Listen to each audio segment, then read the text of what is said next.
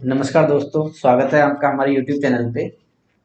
जैसा कि RML hospital Lucknow के फॉर्म अभी फिल किए जा रहे हैं, तो काफ़ी स्टूडेंट्स को दिक्कत आ रही है फॉर्म फिल करने में। तो कुछ उनके क्वेश्चंस हैं जो हमारे यूट्यूब चैनल पे कमेंट्स के थ्रू हमें मिले।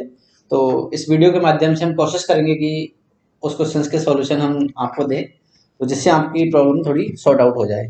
तो सर, हमें ये है कुछ स्टूडेंट्स की कुछ प्रॉब्लम्स है, तो इस पे एक एक करके बातें करते हैं। तो हमारा पहला क्वेश्चन है कि हमने फॉर्म तो भर दिया है लेकिन अभी इनकम्प्लीट शो हो रहा है, तो उसका क्या सॉल्यूशन है? ये जो इनकम्प्लीट फॉर्म वाला इश्यू बहुत लोगों के आ रहा है, ये इश्यू सर्वर की प्रॉब्लम की वजह से है। अभी सर्वर थोड़ा डाउन चल रहा है, तो सर्वर की वजह से ये इश्यू हो रहा है। एक बार आप चेक कर ले अपने फॉर्म को कि कहीं वो इनकम्प्लीट रियल में है तो नहीं। अगर आपका रियल में इनकम्प्लीट नहीं है तो वो सर्वर का इश्यू है सिर्फ। तो सर्वर का जैसे ही इश्यू ठीक होगा तो आपका फॉर्म सबमिट हो जाएगा। ओके जी, थैंक यू। हमारा अगला क्वेश्चन है कि सर फोटो अपलोड नहीं हो रहा है, तो इसका क्या सॉल्यूशन है? फोटो अपलोड नहीं होने का कारण हो सकता है कि आपकी जो फोटो की साइज है वो आप चेक कर लें। जो फोटो की साइज है वो साइज 20 से 80 के बी के विद इन रहनी चाहिए। तो उसमें मेंशन की हुई है, वो एक बार साइज चेक कर लें कि कितनी मेंशन की हुई है। वो जो साइज मेंशन की हुई है वो ही आप उसके विद इन रखना है आपको। और जो उसमें उसके अलावा उन्होंने क्राइटेरिया भी दे रखा है कि मतलब विड्थ और जो हाइट है वो भी उन्होंने दे रखी है। तो वो भी उनके अकॉर्डिंग ही आपको रखनी है। तो ठीक है। वो आप रखोगे तो आपकी फोटो अपलोड हो जाएगी। ओके जी, थैंक यू। अगला क्वेश्चन है स्टूडेंट्स का कि सर मैंने एक्सपेंस भरा तो यूनिवर्सिटी मांग रहा है, तो उसके लिए क्या करें? अगर आपका हॉस्पिटल का एक्सपीरियंस है तो आप यूनिवर्सिटी नहीं डाल सकते। किसी के पास में टीचिंग का एक्सपीरियंस होता है, तो टीचिंग का एक्सपीरियंस कॉलेज का होता है, कॉलेज यूनिवर्सिटी के अंडर वर्क करती है, तो वहाँ पर यूनिवर्सिटी उनको फिल करनी होती है। अगर आप हॉस्पिटल में वर्किंग हैं तो आपको यूनिवर्सिटी में कुछ भी डालने की जरूरत नहीं है। वहाँ पे आप या तो उसको ब्लैंक छोड़ दो, नहीं तो आप वहाँ पर हॉस्पिटल का नाम भी एज इट इज छोड़ सकते हो। ठीक है। और जैसे कि मेरा अगला क्वेश्चन है कि जो कास्ट है वो सेल्फ सर्टिफाइड मांग रहा है, तो उसका लिए क्या करें?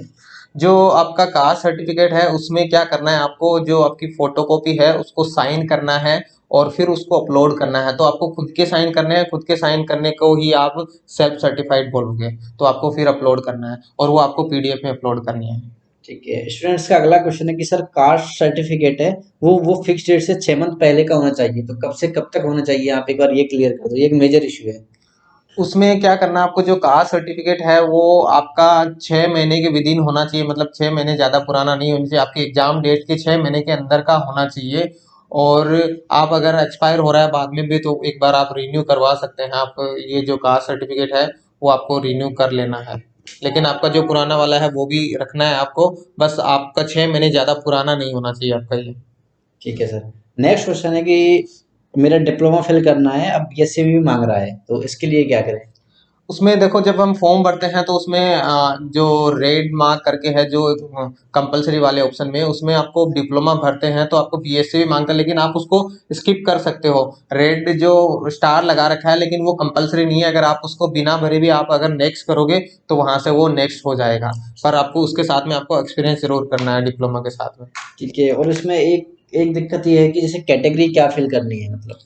हाँ, कैटेगरी का इश्यू है। देखो, जो यूपी स्टेट से हैं उनको रिजर्वेशन मिलेगा, जो भी आपका ओबीसी एसटी एससी जो भी कैटेगरी से, वो सब ईडब्ल्यूएस जो भी उनको बेनिफिट मिलेगा। लेकिन जो आउट ऑफ यूपी स्टेट हैं उनको आपको कोई अलग से रिजर्वेशन, कास्ट सर्टिफिकेट से के थ्रू आपको कोई रिजर्वेशन नहीं मिलने वाला है।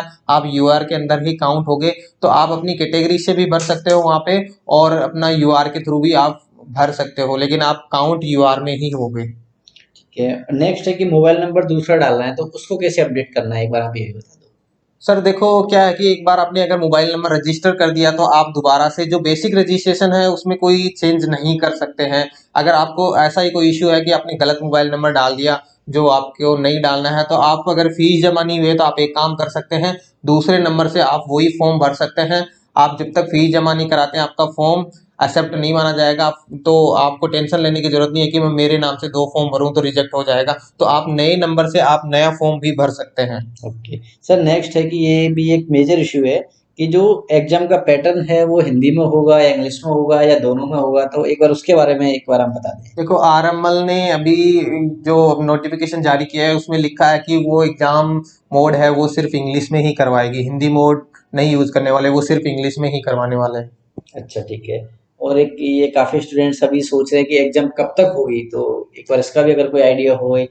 देखो अभी तक उनके थ्रू कोई इन्फॉर्मेशन नहीं आई है। अब हम एग्जैक्ट नहीं बता सकते कि एग्जाम उसका कब होगा, क्योंकि ये वो ही डिसाइड करने वाले हैं कब होंगे। अभी आपकी जो फॉर्म की डेट है वो भरी जा रही है, मतलब फॉर्म भरे जा रहे हैं, अभी तो 1 महीने तक फॉर्म भरे जाएंगे, उसके बाद में वो आगे प्रोसीड करेंगे। तो 2-3 महीने, 2 महीने पहले एग्जाम होगा नहीं, 2 महीने बाद वो कभी भी दे सकते हैं, और उसकी कोई डेट अभी तक हम फिक्स नहीं है, ना कोई भी नहीं बता सकता। तो वो यूनिवर्सिटी ही बताएगी, वो आपका आरएमएल हॉस्पिटल ही बताएगा कि एग्जाम कब करवाएंगे। ठीक है। नेक्स्ट है कि फॉर्म सबमिट कर दिया है, फीस भी जमा कर दी है, लेकिन हमें करेक्शन करना है, तो उसका क्या सॉल्यूशन है?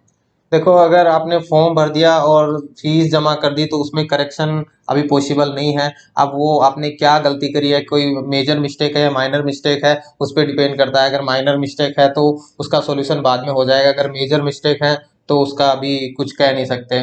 इन्होंने अभी तक कोई करेक्शन विंडो भी नहीं बताई है कुछ, तो अभी उसका कुछ सॉल्यूशन अभी है नहीं अभी तक तो कुछ उसका। ओके। और फिर इसकी लास्ट डेट कब है फॉर्म फिल करने की? देखो इसकी लास्ट डेट पहले तो 27 तक ऐसे कुछ करी थी, लेकिन अभी थोड़ी बढ़ाई है, एक्सटेंड करी है वो डेट, अभी 2-4 दिन और बढ़ा दिए हैं क्योंकि सर्वर का इशू है।